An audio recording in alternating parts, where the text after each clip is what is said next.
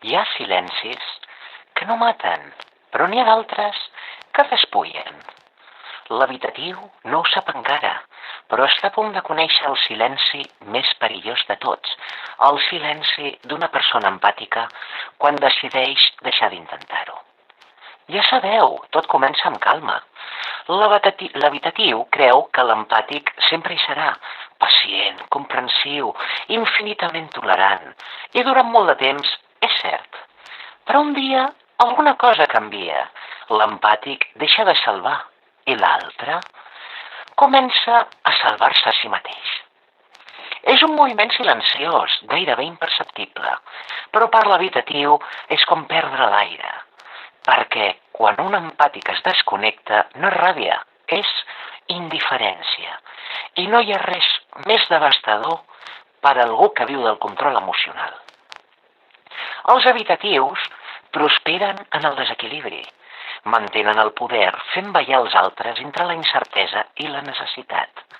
Dormen tranquils sabent que l'amor sempre és gairebé. Però quan l'empàtic deixa de reaccionar, quan deixa de buscar tancament, d'explicar-se, de jugar al joc invisible, l'univers de l'evitatiu s'ensorra. El seu silenci, aquell que usava com a arma, es converteix ara en una presó. Al principi, l'evitatiu fingeix indiferència. Diu, estic millor així, però alguna cosa no quadra, perquè l'energia de l'empàtic no és com la dels altres. No és caòtica ni melodramàtica, és arreladora. Fa que la gent se senti vista, fins i tot quan no vol ser-ho.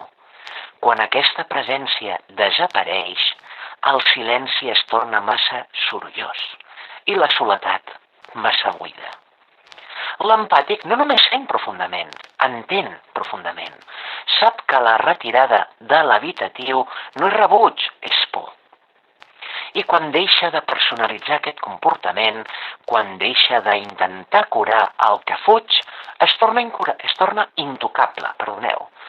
L'evitatiu, que sempre va dominar amb el silenci, ara es troba davant un silenci que no pot controlar, un silenci que li reflecteix la pròpia buidor. Perquè quan l'empàtic es desconnecta, no trenca res, només apaga la llum i se'n va. El seu cos pot quedar-se, el seu somriure també, però la seva ànima ja ha marxat.